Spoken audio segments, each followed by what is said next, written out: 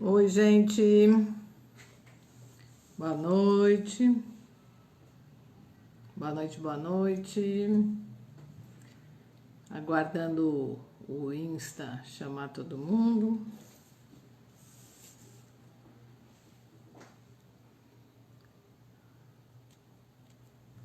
Vamos lá.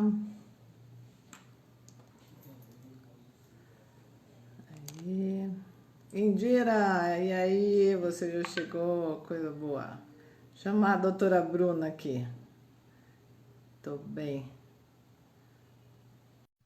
Isa, você também por aqui. Coisa boa. Adoro ver esses nomes conhecidos. Oi, Ale, E aí? tudo bem? Tudo bem? Sempre de good vibe, né, amiga? Sempre. Como é que tá Eu essa vou colocar cidade o... Como? por fone? Vou pôr o fone para ficar mais fácil, porque às vezes dá uma interferência e a gente já vê se está funcionando bem. Tá bom, o pessoal vai chegando. Todos conseguem nos ouvir? Se conseguir, dá um joinha aqui, que a gente vai saber. Sandra, olha você aqui. Sandra, qualquer dia tem que ser você, hein, Sandra, na live. Fico pentelhando todo mundo aqui para fazer live. Mas é o momento agora, Lê. E assim, compartilhar essas informações. Eu vi outro dia as pessoas reclamando: ai, só tem live nesse Instagram. Caramba, a gente não tem só essa rede social, a gente tem outras redes sociais, a gente tem a Netflix para poder assistir. Assiste conteúdo quem tem interesse em absorver conteúdo, e conteúdo bom. Claro que tem muita coisa ruim, mas na maioria das lives que eu tenho participado e selecionado, porque você tem que ter esse filtro, tem coisa boa, tem muita coisa boa. Tem que saber escolher, né, amiga? É isso aí, concordo. Muito bem. Agora me conte como é que está essa cidade aí, enquanto as pessoas vão chegando. A da Indira é de Santos, estou vendo o pessoal entrando. Como é que está Santos em relação a todo esse momento? Ale, aqui, o bairro onde eu moro, né, eu moro no Gonzaga, é um bairro que tem mais casos de Covid, né?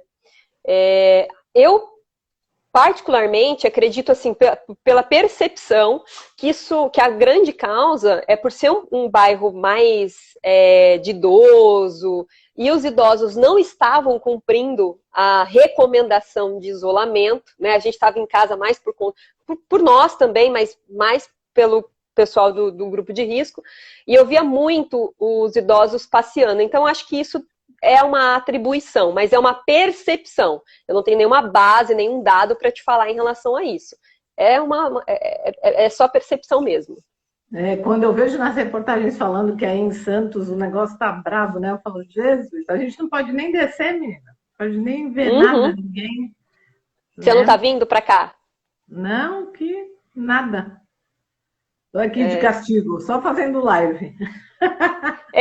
eu tenho, assim, me deslocado, igual hoje eu fui para Mongaguá, minha mãe mora em Mongaguá, meu sobrinho está lá, eu tenho dois sobrinhos, um de 1 ano e pouco e o outro que vai fazer 8 meses agora, muito novinho. E aí eu levo ele para tomar uma vacina ou outra, porque eu acabo tendo essa locomoção, mas só também. E mercado e farmácia que não tem, né, a necessidade. Nem vamos falar disso, né? Porque Jesus, mercado Ui, lotado. Mas vamos lá, tem que tomar cuidado. né? Vamos lá, enquanto acho que o pessoal está chegando, né? Já já a gente vai vendo aí as pessoas entrar. E fiquei super feliz, primeiro, de você aceitar aí, né, esse bate-papo. Acho que você sempre traz coisas boas, está sempre antenada, é uma advogada danada aí, que está sempre conectada com tudo que está acontecendo, né? E queria saber o que você achou desse tema aí, quando eu coloquei para você que as chaves velhas não abrem as portas novas. Nossa, Lê, assim, primeiro eu que agradeço o convite, eu fiquei realmente não surpresa, porque a gente tem uma relação já de trabalho, né? bem legal, bem bacana, uma trajetória que não é uma trajetória longa, mas a gente construiu algumas pontes, né, nesse pequeno espaço de contato. E eu fiquei muito feliz que você me convidou. O tema eu achei bárbaro, inclusive, eu não sei se você viu nas minhas postagens, né? Eu falei sobre essa provocação que você fez em relação às velhas chaves que não abrem portas novas. Levei isso para o Facebook, agora eu fiz uma chamada lá ao vivo em alguns lugares, também com essa provocação que eu achei magnífica, assim, acho que ela representa o que a gente está vivendo hoje em vários mercados. E isso traz muito da minha área, né?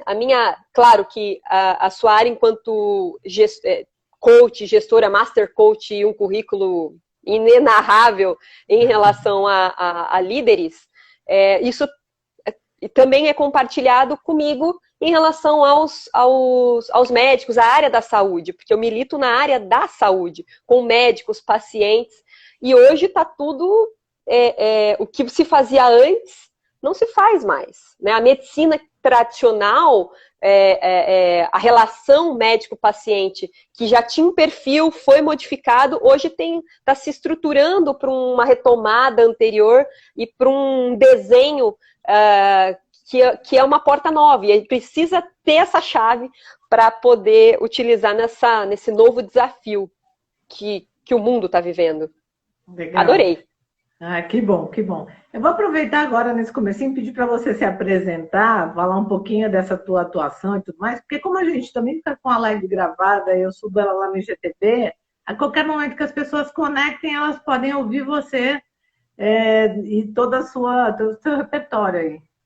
Legal. Bom, para quem não me conhece, que não é do meu perfil, né, do perfil da Ale, meu nome é Bruna Hernandes, eu sou advogada da área da saúde. Então, tenho especialização em Direito Médico, sou pós-graduanda em Direito em Ética e Compliance na Saúde pelo Einstein, ainda não concluo esse ano, estou desenvolvendo um artigo nessa loucura ainda, e tenho algumas outras especializações na área específica da saúde. Tenho um canal no YouTube, falo bastante sobre da relação médico-paciente. No Facebook participo de alguns grupos, sou presidente da Comissão de Saúde do Sindicato de Santos. Acho que é isso. Basicamente boa. Isso. E aproveitando que você está falando de você, o que te levou para esta especificidade? Na saúde dentro do direito, né? Eu gosto muito de contar essa história. É uma história que veio de uma dor, na verdade, ali, não foi uma escolha. Eu falo que direito médico me escolheu. Eu sou empreendedora, já tive empresa, por isso que o tema empreendedorismo é um tema que eu gosto muito, eu tenho, não propriedade como você para falar, mas eu estudo muito sobre desenvolvimento pessoal, empreendedorismo, enfim. E por conta desse empreendedorismo, eu me especializei, sempre achei que especialidade era uma grande necessidade do mercado advocatício. Então, quando eu me formei, eu já sabia que eu queria me especializar em alguma área diferente, e acabei escolhendo direito bancário. Eu fiz uma especialidade em direito bancário, porque na época eu prestava serviço para o Banco Bradesco e para o Banco Itaú, na Baixada Santista, São Paulo e Rio de Janeiro. E aí achei que estava dentro do meu caminho, era uma linguagem que eu já entendia. Só que aí meu avô ficou muito doente. Meu avô teve câncer na garganta e minha família é do Paraná, eu sou paranaense, eu sou de Londrina. A única advogada da família, né, aquela advogada que resolve os problemas, os pepinos da família. E aí, de longe, eu tentava administrar. E aí eu vi, assim, envolvendo principalmente uma dor, né, familiar, que precisava ser alguém especialista. A linguagem é outra. A forma como você se coloca, se comunica, o que você pede, o que você não pede, de quem é o prontuário médico, é do paciente, é do médico, é dos dois, é do hospital. Enfim, a linguagem é outra. E para você, pé vermelho. E para você saber o que pedir, você tem que ter um conhecimento muito específico. E aí eu fui procurar. Então, a minha trajetória hoje veio dessa situação particular. Entendi. Então, uma dor que te levou para isso, né? Exatamente. Esse negócio funciona, né, menina? Esse negócio de dor que leva a gente para os lugares. Muito E bom. você sabe, né? Mais do que ninguém. Mas eu acredito, Ale, que é um... Eu preciso ter um motivo e um propósito para que as coisas... Eu consiga desenvolver as coisas dentro da minha vida. Direito bancário era uma área muito legal, específica também, mas não me dava motivação, né? Eu não tinha um propósito com aquilo. Aquilo era meu trabalho, ponto. Hoje não. Hoje, os trabalhos que eu faço, que eu desenvolvo, ele tem um outro perfil. O meu comportamento, eu consigo sentir isso na minha parte fisiológica. Então, quando eu consigo alguma coisa nesta área, alguma coisa em mim muda, assim, eu consigo sentir. Então, isso faz toda essa motivação, tudo isso se desenrolar com muita facilidade.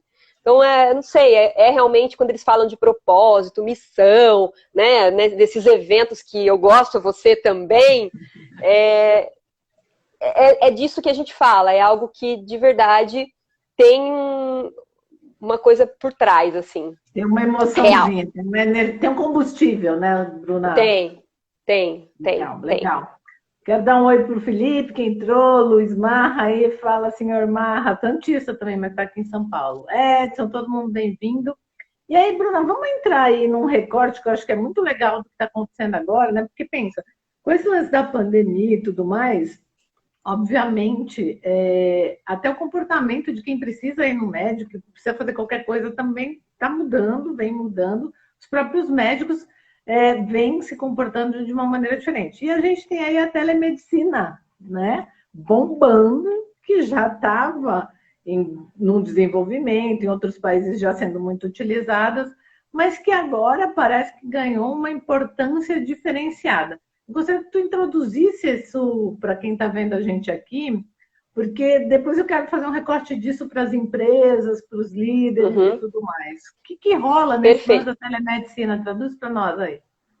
Olha, antes de, assim, quando a gente conversou e a gente alinhou os temas, né, e o perfil do público que nos assiste, telemedicina é algo que está em voga, que apesar da recomendação, da legislação ser só nesse momento de pandemia, a minha percepção, até fiz um artigo recentemente, escrevi sobre isso, sobre a telemedicina, ela veio para ficar, assim, como você bem posicionou. Em outros países, isso de fato já é algo real, é da vida do cotidiano. Mas antes disso, assim, antes de entrar no tema, eu queria pedir permissão para falar a questão da relação médico-paciente, porque, Ale, eu, quando comecei essa linguagem de telemedicina, eu era contra, porque por conta do sigilo, por conta de vários erros que eu já peguei em ações judiciais mesmo em relação a erros médicos, por tudo que a gente vê acontecendo até no atendimento presencial, num primeiro momento eu tinha um preconceito, um pré-conceito. E tudo isso, obviamente, porque eu não estava estruturada eu não tinha material para poder discutir. Aquilo para mim era muito perceptível só, né? No mundo imaginário, claro, daquilo que eu tinha de experiência e mais aquilo que a gente vai formando com base na bagagem que a gente traz até aquele momento. E aí, virou uma chavinha, por isso a chave, eu acho excelente, muito importante essa questão da chave, virou uma chavinha depois que eu participei de um congresso ano passado, um congresso nacional de hospitais do mundo inteiro, assim, várias pessoas foram nesse evento, e a telemedicina veio com muita força, principalmente em países bem desenvolvidos, como que isso era tratado, eu consegui visualizar e mensurar aquele meu medo, na verdade, era um medo que tinha que se adequar à tecnologia. A gente precisa da inovação, né? E a medicina ela não vai deixar de ser o que era, ela só precisa se adequar nessa relação. Mas antes disso, eu acho que tem uma coisa muito importante que se perdeu no meio do caminho, que é a relação médico-paciente. E isso sim eu faço link com todos os outros mercados, é algo que eu falo constantemente, que é sobre o diálogo, né? Há muito tempo atrás, tem até uma figura, um desenho, eu não vou lembrar agora quem fez essa pintura, mas é uma pintura onde descreve muito bem essa relação médico-paciente, onde tem o médico observando o paciente e os pais de lado, né, observando o cuidado do médico. Essa relação, ela não existe mais. Né, houve um distanciamento entre o paciente e o médico nessa progressão, né? Claro, nessa evolução que nós tivemos mundial. Tanto que eu estava vendo em uma pesquisa aleatória, nos Estados Unidos, em outros países, tem um seguro, e esse seguro é um seguro caríssimo. Virou algo mercantil, de fato. Então, aquela relação médico-paciente, né, de confiabilidade, ela se perdeu. A gente vê escândalos envolvendo médicos que não são bons médicos, envolvendo pacientes que não são bons pacientes, sabe? Exigindo algo do médico que ele não tem obrigação. Então, a gente perdeu esse distanciamento por várias razões. E aí, eu sei que você conhece o Napoleão Hill, né? E tem um livro que eu tô lendo, ele fala muito sobre, chama Quem Vende Enriquece. Eu gosto de todos dele, leio várias vezes, aqui eu já li, tô lendo de novo. E ele fala que um bom vendedor, ele tem algum... É um perfil, né? Ele desenha um perfil. E ele descreve, assim, com maestria, inclusive, esse capítulo. Eu vou ler 3 coisinhas que ele falou que eu acho bárbaro. Que vendedor é aquele artista capaz de criar habilidosamente, com palavras, verdadeiras pinturas. Ele também põe ordem nos pensamentos das pessoas habitualmente. É um filósofo que interpreta pelos efeitos e efeitos pelas causas. É um analista, é um leitor de mentes, é um arauto da fortuna. E por que eu estou fazendo essa relação do vendedor? Todos nós vendemos alguma coisa. A gente vende aquilo que nós temos dentro de nós. Então, quando o médico e o paciente ele não tem essa relação, é que alguma coisa aqui com o médico e alguma coisa aqui com o paciente, na minha concepção, ela não tá clara, né, para que essa comunicação, esse diálogo, ele possa acontecer dentro dessa pintura, dentro dessa venda. O paciente se vende no sentido positivo, tá? Não é no sentido pejorativo. Se vende para o médico e o médico se vende para o paciente dentro dessa estrutura que eu acabei de mencionar, para que essa relação de confiança ela se estabeleça. Um bom vendedor e um bom comprador é aquele que tem a confiança entrelaçada e, claro, que se resulta numa venda que vai ser bom para os dois lados. É assim que funciona. E a relação médico-paciente, ela tem essa característica, esse contrato de tratamento, que na verdade, essa terminologia nem é brasileira, é uma terminologia alemã. Aqui a gente tem o CDC, que aí é outra vertente, eu nem vou entrar nesse mérito aqui. E aí, essa relação médico-paciente, ela precisa ser desenvolvida, inclusive e principalmente com a telemedicina, né? Porque a gente está falando de uma tecnologia que vai distanciar, isso primeiro era o meu pré-conceito, vai num primeiro momento distanciar, porque não tem aquele contato físico, mas eu acredito que vai ter um efeito contrário, porque nós já estamos vivendo esse distanciamento. Eu não sei você, mas... Mesmo nas consultas presenciais, a gente sente esse distanciamento, essa falta de interesse, né? Essa falta de consideração, aquela coisa muito superficial. É interessante. Mas eu acho que, na verdade, é uma relação que se estabeleceu das duas partes. Assim, é o paciente já injuriado com uma série de coisas, ou é operadora de saúde, ou é o próprio Sistema Único de Saúde, que leva 6, 7, 8 meses para marcar uma consulta. E é um médico que também não está sendo bem assessorado, não está sendo... Os médicos, de um modo geral, têm horários a gente sabe como é sacrificante, que às vezes nem come. Tem médico, eu tenho amigos médicos que nem come direito, né? Para atender aquele volume de paciente que com um médico só num plantão. Enfim, isso acaba gerando entre as partes, os dois lados, um estresse, que o que acontece é quando eles se encontram, não tem harmonia, eles não conseguem dialogar, eles já estão num nível de estresse muito alto. Isso quando o médico tem condições para exercer a medicina, né? Mas não vamos entrar nesse mérito. Então, a telemedicina, eu acho que ela veio, nesse momento de pandemia, é uma chave para uma porta nova, de verdade. Ela veio trazendo, claro, de novo, é só num período, ela é bem clara, é só para o período enquanto durar a pandemia, mas isso vai perdurar. Isso é um caminho sem volta, não vai ter como retornar àquela situação anterior.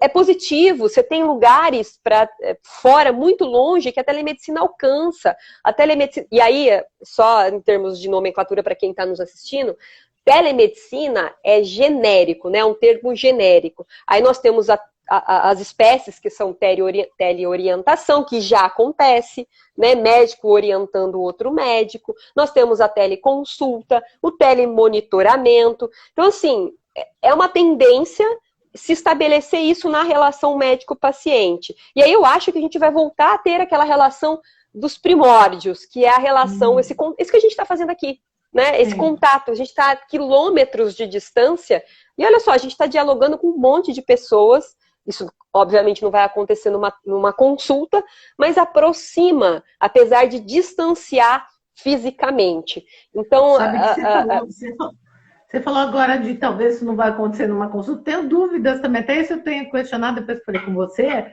porque vai saber, por exemplo, uma família que uma galera mora fora do país, mas um pai está doente, tem uma irmã aqui cuidando, de repente todo mundo se reunir numa sala virtual e falar daquele caso e da melhor tratativa para aquilo, sabe? Eu acho que isso pode acontecer. E aí também já vou aproveitar, fazer um recorte disso com os reflexos dentro do universo empresarial. Inclusive, a gente falou, né, que a gente tem bastante líderes passando, líderes corporativos, líderes da sua vida, também da sua família e tudo mais. Como que você acha que isso pode trazer algum reflexo aí para esse mundo empresarial? Então, a telemedicina, ela veio para modificar as relações. Então, hoje, quando você tem... quando eu falo do diálogo da relação médico-paciente, isso se aplica também nos líderes de outros mercados, né? A gente precisa ter o diálogo estabelecido em todas as lideranças. Quando eu falo da figura do médico, ele é uma figura de liderança, né? Todo mundo deposita nele uma confiança. A mesma coisa são os líderes de mercado. Então, quando a gente faz esse link, esse recorte entre telemedicina não, medicina, né, e outros mercados, vou falar outros mercados aqui, lembra, sempre com a impressão de líderes de mercado, ele vai precisar ter esse diálogo, e esse diálogo é entender, inclusive, o momento que a gente está, né, esse diálogo é entender que as situações que estão ocorrendo hoje, principalmente em mercados empresariais, vamos pular, eu não sou trabalhista, mas a gente viu quantas coisas aconteceram na área trabalhista, o quanto isso impactou, não só para os empregados, mas com os empregadores, e o quanto o grande líder é saber tomar decisões, ter uma tomada de decisão nesse momento que ele está passando. Né, ele decidir que ele precisa ter uma gestão de risco, obviamente, toda empresa precisa ter essa gestão, né, o que é moderado, o que é um risco iminente, fazer toda essa gestão e tomar a devida decisão, pautada, obviamente, naquela análise. Então, o grande líder nesse momento, primeira coisa, diálogo, e a segunda coisa é gerir toda essa situação dentro de um risco possível, né? Dentro de um risco que pode acontecer por conta da pandemia. Acho que esse é o grande recorte que a gente pode ter e claro, observando não só o desdobramento que está acontecendo no Brasil, mas o desdobramento dos próprios empregados, né? O reflexo, o diálogo, a gente tem a síndrome de burnout, nem sei falar isso, que não é na minha área, é a área burnout, isso aí, é a área trabalhista. A gente sabe e quantas dessas pessoas podem, nesse momento, ter essa síndrome por várias razões, mas também por pressão empresarial, por tudo que está acontecendo. Então, o grande líder, ele tem que ter esse diálogo aberto, ele tem que vender para o seu empregado que isso é um momento e que esse momento, ele vai, como tudo, ele vai passar, né? É uma coisa que eu falo bastante, Ali, em tudo que, nessas lives que eu também tenho feito e visto e observando e tudo mais, é que nada no futuro não pode... tudo que a gente está fazendo hoje, no futuro, não pode ser justificativa da pandemia. A gente não pode simplesmente deixar ou fazer alguma coisa só por conta dela. Vai ter reflexo. Toda decisão que a gente está fazendo hoje, ainda que seja uma decisão difícil de ser feita, vai ter reflexo no futuro. Acho que isso é importante para os líderes. Tenho certeza que a maioria deles tem essa consciência, mas é bom a gente lembrar que, e para o empregado também. Pode falar. Bruna, você está falando aí desse papel de líder e liderado, né, dessa relação e tudo mais. Eu acho que também, aproveitando o lance da telemedicina, essa é uma ferramenta que eu acredito que seja muito estratégica para os líderes estimularem seus liderados a utilizar. Porque, como você falou, esta situação tem gerado picos de ansiedade, de estresse. Outro dia teve uma psicóloga que a gente esteve conversando, quanto aumentou, né, essa procura em relação a tudo isso com ela. Então, talvez seja um aliado do líder a telemedicina, no sentido de ele realmente falar abertamente sobre os liderados continuarem se cuidando, uma vez que eles não podem sair, não querem sair, até por conta de todas as nossas restrições aí, né? Eles podem fazer uso dessa tecnologia, né? Acho que foi um ponto muito legal que você tocou nesse incentivo da teleconsulta, né, por meio de tecnologias adequadas. As pessoas têm um certo... É o que eu falei, é o receio que eu tinha antes de saber com mais profundeza os benefícios da telemedicina. Quando você incentiva esse tipo de consulta, primeiro que se o funcionário está home office, né, ele tem essa possibilidade, ainda que ele não esteja, mas que ele esteja com alguns tipos de sintomas, veja, ele pode ser orientado pelo líder num atendimento. Normalmente as empresas têm planos de saúde, né? Os planos de saúde estão adequados para atendimento dessas teleconsultas. Claro que vai existir, e aí é um campo mais técnico, mas o médico ele tem alguns requisitos para preencher, para atender essa pessoa, esse paciente por teleconsulta. Então ele tem que ter uma ferramenta de comunicação, de infraestrutura tecnológica adequada, ele precisa ter essa ferramenta, ele precisa explicar para o paciente, para aquele empregado, né, todas as circunstâncias daquele atendimento, que não vai existir um atendimento físico, né? Então, no momento em que ele está atendendo e tendo a contrapartida, né? É isso que a gente faz quando entra numa consulta. Sim. Esses são os sintomas e eu vou estar trocando essas informações. Se o médico sentir, ele primeiro precisa informar tudo isso que eu estou te falando, né? Todas as condições daquele teleatendimento, e se ele achar que ele precisa fazer um exame ou passar por consulta física, ele vai orientar, e aí o empregado ele vai ser direcionado para uma consulta, se for necessário, um pronto-socorro, ele vai fazer esse direcionamento. Mas é muito importante o líder saber que isso é possível, né? Isso sem arriscar a saúde, comprometer a saúde do seu funcionário, né? Eu acho que isso é bacana de dizer. O médico ele tem que ter uma espécie de certificação digital, se eu não me engano, assim, né? E, em contrapartida, também acho que é uma informação legal de trazer, talvez a maioria das pessoas não tenha esse conhecimento, eu mesmo, né, antes de olhar para o nosso bate-papo, não tinha. O líder e o liderado também tem que manter o protocolo da questão do atestado e de toda aquela dinâmica que já era uma dinâmica anterior, quando as consultas eram presenciais, né? Nada mudou, assim, o atendimento que o médico vai fornecer para o paciente, ele continua igual. O que o médico tem que fazer de diferente? Se adequar as ferramentas tecnológicas, então ele tem que ter essa comunicação que a gente está tendo aqui, né? Esse instrumento tecnológico. Ele precisa ter um instrumento adequado. O Conselho Federal de Medicina, ele direciona, ele recomenda a todas as plataformas possíveis para ser utilizada. Então, o Conselho está assessorando os médicos nesse sentido. O paciente ele vai ser instruído de como é aquela consulta. É interessante, houve uma discussão recente sobre a gravação da consulta. Isso é legal de falar, Ale, porque na consulta presencial a gente tem o sigilo, né, médico, aquilo é tratado no consultório, e aí você tem uma tecnologia que pode ser gravada até para uma possível, porque o médico ele tem que fazer anamnese, nada mudou, anamnese, preencher o prontuário, descrever o paciente está sentindo, fazer exatamente o que ele faria numa consulta presencial, só que ele não tem o paciente para poder assinar absolutamente nada.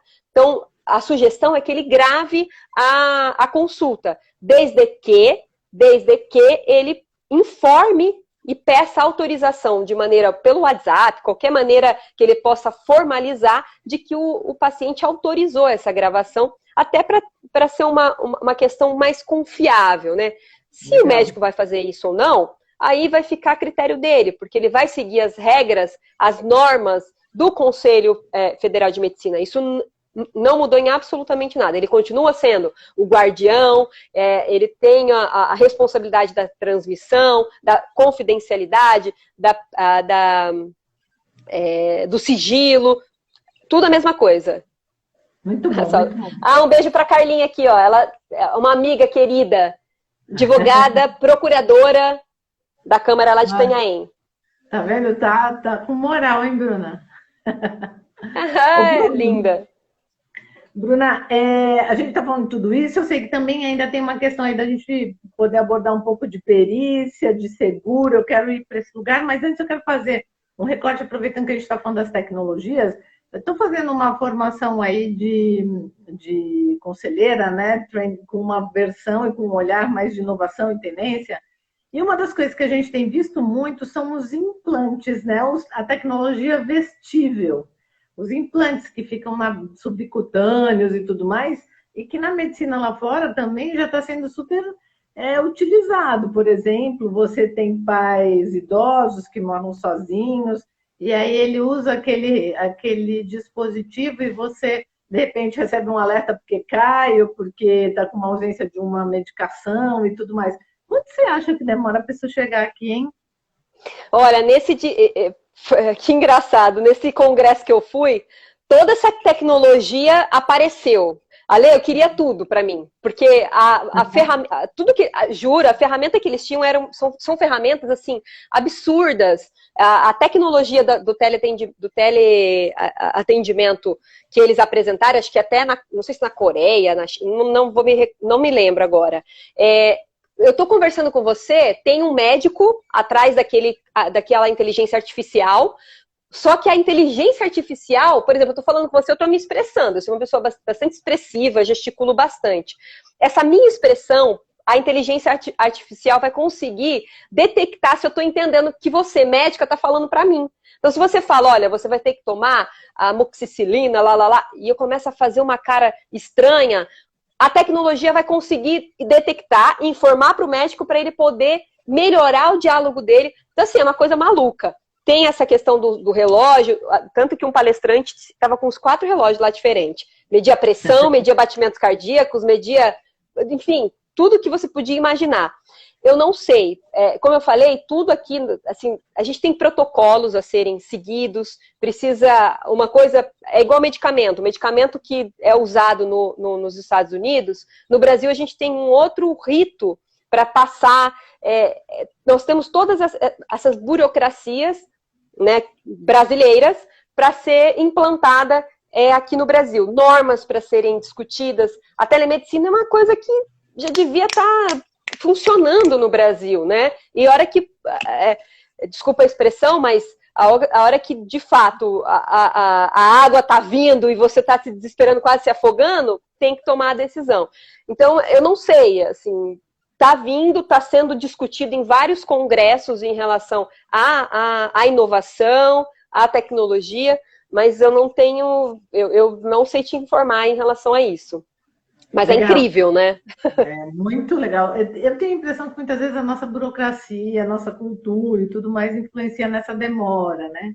Mas estamos caminhando, isso que importa, né? Eu acho que esse caminhar já dá um alívio, assim, né? E nós aqui, ó, já estamos falando há mais de 30 minutos, tá? Só para saber. Que eu falo, gente, eu vou diminuir um pouco essas lives, fazer 30 minutos, mas não dá, ó. O papo fica bom, né? Aí a gente continua aqui. Bruna, tu quer trazer essas informações que eu acho que são importantes, de repente, para quem está aqui de uma maneira bem rápida, sucinta, porque depois eu quero entrar no lugar Bruna pela Bruna aí, né? Doutora Bruna dentro da Bruna. Oi! Essas informações sobre a questão dos cuidados com o seguro de vida nesse momento que a gente está vivendo, principalmente, e da perícia. O que você tem para dizer para quem está assistindo a gente aqui? Que pode ser, né, fazer a diferença. Da perícia, eu vou falar, você tocou em relação à certificadora, acho que eu não respondi a sua pergunta. O médico, ele precisa ter uma assinatura eletrônica. É que isso faz link porque eu vou falar agora. Ele tem que ter uma assinatura eletrônica para poder prescrever receituário, enfim. Então, essa certificadora, lá no Conselho Federal de Medicina, ele vai saber se orientar, assim como advogado. O advogado também precisa de uma certificadora para poder assinar as suas petições eletronicamente. Então, isso não muda, tem muito médico que já tem, porque a maioria dos hospitais, dos grandes hospitais, já são eletrônicos, eles já assinam. Então, não é uma grande novidade para o médico poder estar dentro dessa tecnologia. E aí, dentro dessa telemedicina, a gente tem 2 casos aí que pode... Os atestados, né? Como que você pega um atestado médico ou como que você pega uma receita e transmite para a farmácia? Eu preciso comprar um antibiótico. Se é telemedicina, como que eu vou fazer esse tipo de comunicação, né? Isso é legal também para os líderes entenderem como que funciona. O médico, ele tem que preencher uns requisitos específicos, né? Então, no atestado médico tem que ter o nome do médico, CRM, paciente, legível, extremamente legível, assim, se ele for escrever e digitalizar ou eletronicamente, lembrando que tem que ser legível, a duração do atestado tem que estar discriminada, isso inclusive acho que está na portaria, eu não lembro, está na portaria. Tem que seguir todo aquele requisito, e aí lá dentro da plataforma do Conselho Federal de Medicina tem a forma de transmissão para várias farmácias que estão recebendo aquele atestado... aquele receituário. Então, esse é o primeiro ponto. E aí o paciente, obviamente, vai escolher a farmácia que, para não virar um monopólio, né, um mercado fechado, escolhe e ele remete, também está sendo orientado lá no Conselho Federal de Medicina. E aí nós temos o atestado. O atestado médico, que também segue todos esses requisitos, ele é transmitido para o funcionário, e aí o funcionário ele utiliza esse atestado para apresentar para os líderes. E como é esse atestado? Ele tem que estar com a assinatura eletrônica do médico, né? Dando tantos um período dos dias de afastamento, se ele for atendido dentro da teleconsulta. E aí é importante que dentro dessa portaria também, Ale, ele fala que se tiver com sintomas e se a indicação for o isolamento, ele precisa informar, responsabilidade do empregado, informar quantas pessoas vivem com ele na casa, para que eles possam, de alguma maneira, analisar a potencialidade, talvez, da doença, né? Quem pode ou não pode pegar. Isso é uma obrigação do empregado, e é importante que o médico fale isso para ele também.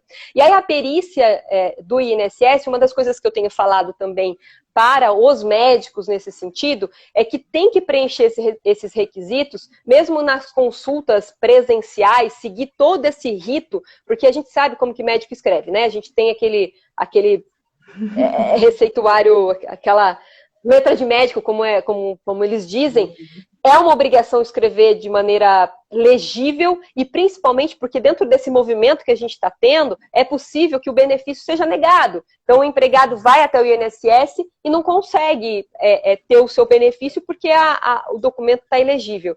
E aí, se dentro da situação que a gente está, né, a pessoa pode passar fome por conta disso. Ele vai ingressar? Pode, não vai, mas pode ingressar com uma demanda contra o médico porque ele não preencheu um requisito, que é um requisito que é um dever dele, né? E a outra perícia, um outro lado em relação à perícia, é que telemedicina não se aplica à perícia judicial. Então, o perito ele não pode não pode se valer dessa autorização, ainda que é uma autorização com um período limitado, ele não pode se valer. Isso é uma recomendação do Conselho Federal de Medicina, mas é uma recomendação, logo, isso não vai se aplicar, porque se tiver um procedimento administrativo, né, o médico ele pode ser processado no âmbito civil, criminal e administrativo, processos independentes. Num processo administrativo, se essa já é a tendência do Conselho Federal de Medicina, ele provavelmente, dependendo do caso concreto, pode sofrer aí uma sanção. Então, ele não pode, a orientação, e eu sigo essa orientação, eu também acho, é não fazer o atendimento de teleconsulta em perícias. Legal. A outra pergunta que você fez, que eu não... Era do seguro. Mas uma das coisas, seguro de vida é algo que está sendo muito discutido, porque nas cláusulas do seguro de vida, a lei, e alguns líderes pagam para os seus empregados seguros de vida, né? Tem empresa que paga seguro de vida, ele custeia ou desconta em folha, não importa. A maioria dos contratos tem uma cláusula de exclusão no caso caso fortuito ou força maior. E pandemia se enquadra nesse caso, né, de caso fortuito e força maior. E aí o que tem acontecido é uma orientação que eu tenho dado para a classe médica, porque eles receberam a informação de que precisam declarar se houver suspeita de que o paciente faleceu por conta do coronavírus, declarar o óbito por conta disso, né?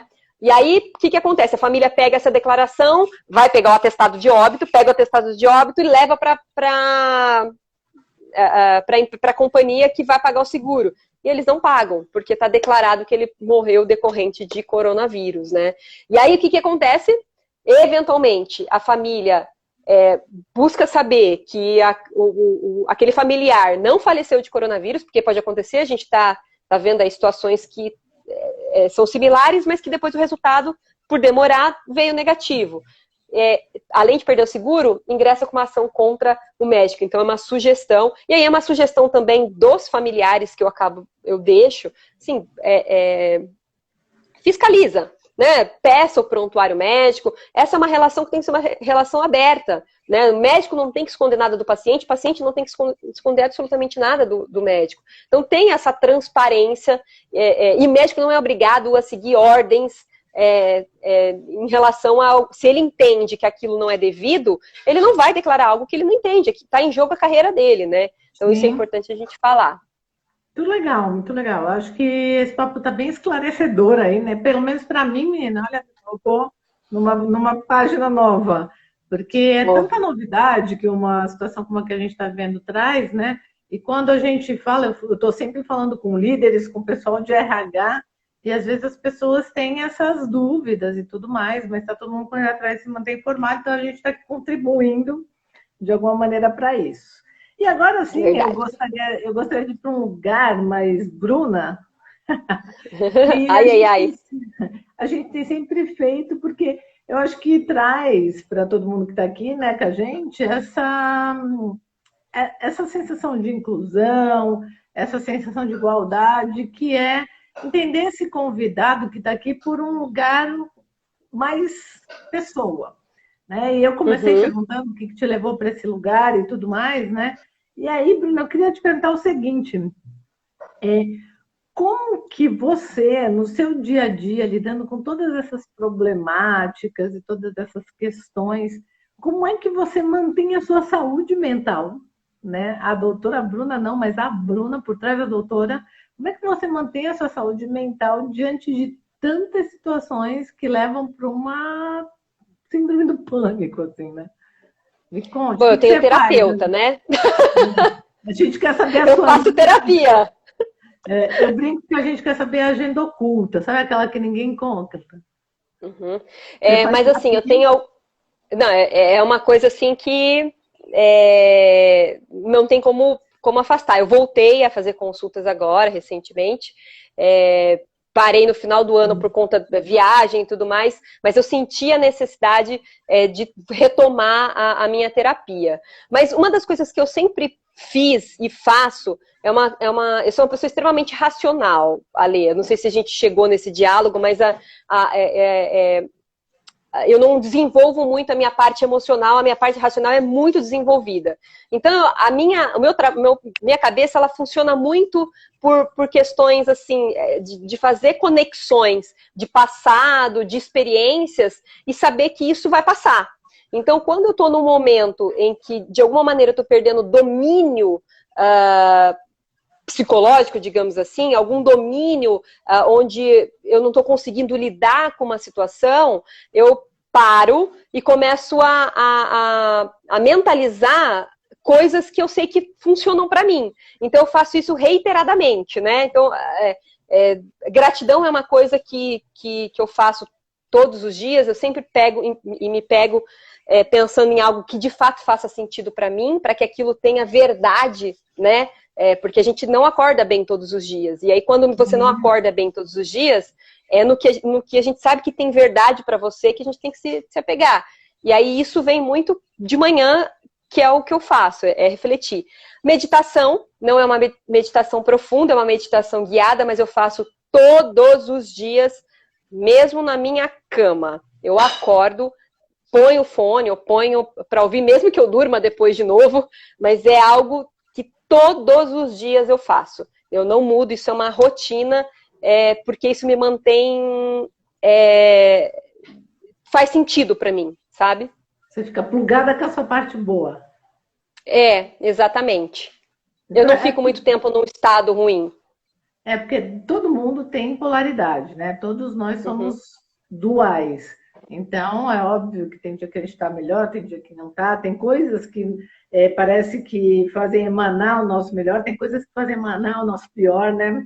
Eu brinco que quando eu sou boa, eu sou ótima, mas quando eu sou ruim, eu sou melhor ainda, né? Com o pessoal de perto de mim. Mas é isso, né? A gente lidar com a nossa dinâmica, conhecer a nossa dinâmica. E aí eu queria aproveitar e perguntar para você, né? Nós fizemos até um trabalho há um tempo atrás, acho que foi final do ano passado, né? Da constelação e tudo mais. Retrasado. Ah, foi retrasado já? Foi retrasado. Eu era presidente da Comissão de Desenvolvimento Pessoal do Advogado. Gente, passa muito rápido esse tempo. Que horror. Muito. O que mudou de lá para cá para você, Bruna, pessoa dentro da doutora Bruna aí? Bastante coisa, assim, muita coisa. Eu comecei falando sobre as decisões que os líderes precisam tomar, né, diante de circunstâncias que são circunstâncias que você fala assim, vou pôr um exemplo prático para todo mundo que está ouvindo a gente, tá esse dilema, é saúde ou é economia, né, e aí fica aquele impasse, se é um ou outro, é 8 ou 80, e na verdade você só tem que pensar no que é relevante naquele momento e tomar uma decisão, o que é relevante. Não dá para eu resolver isso, e não dá para eu resolver isso conjuntamente, o que é relevante? Você tem que tomar uma decisão. Então, de lá para cá, eu comecei a tomar decisões, mesmo sabendo que aquilo ia trazer algum tipo de reflexo, e às vezes não positivo, porque nem todas as decisões são positivas, né? E nem todas as decisões são certas, mas elas trazem consigo experiências. E aí, esse laboratório dentro dessa tomada de decisão, de uma série de... Inclusive, cortar relações, viu, Ale? Eu tinha uma dificuldade de cortar relações, eu comecei a cortar relações. Aquilo, de fato, não está me fazendo bem. Eu reflito, até onde eu posso, eu vou, né? Porque eu tinha um limite que era um limite que as pessoas ultrapassavam, eu permitia isso, era uma permissão. Opa, Tá me ouvindo? Vocês estão me ouvindo? Voltou. E aí eu comecei a tomar essas decisões, e aí o laboratório dentro dessa tomada de decisão é ter a percepção dos meus sentidos. Né? Eu tomei essa decisão, isso foi reflexo, o que eu estava sentindo? É ter mais, acho que talvez as rédeas de verdade da vida, né? E tudo que ela traz. Para você, eu acho que existe uma dinâmica que é importante, que é racionalizar o que sente, né? Sim. A Indira falando, bom ouvir isso. A Indira é bem racionalzinha também, viu? Ai, essas meninas. Muito bom. E aí, Bruna, você está passando por todo esse processo, é muito legal ver, né, sua velocidade. Você é uma pessoa que apreende, né? Não só aprende, você apreende as coisas e utiliza aí na vida. Sim. E aí, como está o significado de confiança para você? Eu tenho feito também essa pergunta aqui. Tá. Eu acho que quando você começa a tomar... Confiança é algo que você não simplesmente diz que tem ou não tem. Você sente que tem. É algo que é sentido, né? E como eu falei anteriormente, tudo tem que fazer um sentido. E quando você começa a tomar decisões, e essa decisão você entende que é você e só você que pode fazer isso, você começa a ter confiança naquilo. Né? Ainda que aquelas decisões naquele momento não foram as melhores, não importa, você tomou uma decisão. E isso te dá força para continuar. E a força traz a sensação de confiança. Não, eu posso mais, eu consigo mais, isso depende de mim. Então, eu acho que a confiança que eu tenho em mim mesma, ela advém dessa tomada de decisão. Ela advém, e claro, de você enxergar, de olhar, de ter um olhar e falar assim, não, aqui eu preciso melhorar. Um olhar sincero, que as pessoas conseguem se sabotar. Né? Olhar e falar assim, eu não sou isso, eu sou vítima da sociedade. Eu sou vítima disso e vítima daquilo. E aí acaba não tendo consciência do que é bom e do que é ruim, para o que é bom potencializar e do que é ruim melhorar ou excluir da sua vida.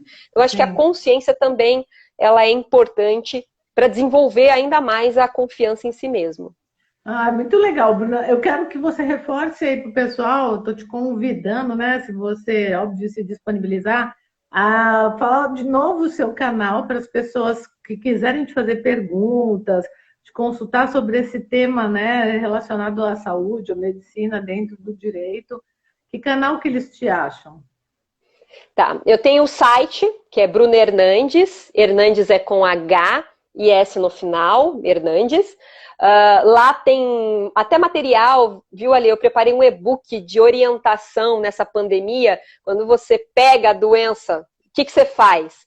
Um direcionador para que as pessoas não fiquem desesperadas. Procuro quem? Vou para onde? Então, eu criei esse manual para dar um passo a passo para as pessoas que, dentro desse momento que a gente está de surto, né? De surto em todos os sentidos, literais. Então, tem um site... Você me passa o link desse e-book, porque daí eu vou pôr aqui que eu sempre faço um postzinho de dicas da live, eu acho que daí a gente já ajuda também o pessoal para agilizar. Tá. No meu Linktree, no meu perfil, na minha bio do Instagram, @ de Papo com Bruna Hernandes, que está aqui em cima da nossa conversa, lá no Linktree ele tem também, a pessoa pode acessar e vai direto para lá. Então tem essas minhas redes sociais e tem o meu Facebook, mas eu uso bastante o Instagram, assim. Então, quem quiser falar comigo, perguntar alguma coisa, bater um papo, né? É aqui no De Papo com Bruna Hernandes. Muito bom falar com você, estou adorando ver sua vibe aí. Jurava que a gente tinha feito aquele trabalho no ano passado, estou bem atemporal. Não, a constelação estrutural já estruturou muita coisa. Coisa boa, isso é bom. E aí, para a gente fechando aqui, complete a frase. Pode ser? Tá. Antes então, eu quero só falar um oi para minha madrinha, que a minha família é sempre... Assim, eu sou uma pessoa muito grata e agradecida pela família que eu tenho ali, porque eles sempre participam, tá aqui. A Bina, minha amiga, a Dani, a Bárbara, o Alê, a Aline, um monte de gente que estão aqui nos assistindo. Obrigada de novo. Legal. Olha, a Indira tá falando, já marca outra live dessa, a gente marca. Vamos. Três, complete a frase, pode ser? Pode. Vamos lá. O meu arrependimento é... Não ter falado com meu avô um dia antes da morte dele. Nossa, tá. Ave Maria, esses convidados me deixam... Ah! Meu maior defeito é... Nossa, são vários, mas teimosa. Teimosa é ótimo. Quando eu olho no espelho, eu vejo... Uma águia. Muito legal, Bruna. Quer explicar essa águia aí pro pessoal? Quero. Para mim, águia e assim, eu gosto muito de arquétipos, né? Não entendo todos, mas águia e coruja eu entendo muito bem. Eu gosto muito de coruja, mas águia me dá um poder, assim, eu me sinto poderosa. Então, águia para mim é um arquétipo que me dá essa condição de poder, de que tudo está dentro de mim. É isso. Muito bem, doutora Bruna. Muito bom falar com você, ver você aí super, né, na vibe e bem-sucedida, tendo as suas conquistas aí, se apropriando cada vez mais do seu poder. Muito legal. Fico super feliz de fazer parte, de alguma maneira, indiretamente olhando você, às vezes de longe aí. E te agradecer de novo por esse compartilhamento, essas várias informações muito legais para os líderes, para os empresários, né, que nesse momento aí podem utilizar esse recurso da telemedicina como um aliado para gerir melhor as pessoas que estão distantes, né, e não deixá-las sem cuidado. Muito bom, perfeito. Bruna. Quero de novo só te agradecer. E se você quiser dar um tchau pro pessoal aí, deixar sua última mensagem, e a gente se despede, porque senão o Instagram derruba a gente. Tá, eu agradeço. Você faz parte da minha história, sim, né? Foi muito importante o trabalho que nós fizemos, tanto na OAB quanto um trabalho que foi pessoal. Eu agradeço de verdade o convite para falar de um tema aqui, que é um tema muito atual, que eu gosto, para falar de liderança, enfim, eu me sinto muito confortável nesse ambiente. E se der para deixar um recado, assim, o que eu posso compartilhar com as pessoas que estão aqui, que são meus convidados, seus convidados, e quem vai nos assistir depois, é que vai passar. Tudo isso que a gente está passando, nós já tivemos outros momentos, vai passar, de verdade, não é uma coisa que está sendo falada aleatoriamente. Então, o que a gente está fazendo hoje, que vai ter reflexo amanhã, tanto bom quanto ruim? É isso que a gente tem que pensar. O que eu estou contribuindo? Eu estou parada ou eu estou fazendo alguma coisa que vai ter reflexo amanhã? Porque vai ter reflexo, né? Qual é a sua decisão hoje para o resultado de amanhã? É isso. É isso, né? Eu acho que essas lives vêm bem a serviço disso, de ajudar todo mundo a despertar para o que eu posso fazer para sair melhor, né? Eu tenho muito essa intenção internamente com cada pessoa e cada live que a gente vai fazendo.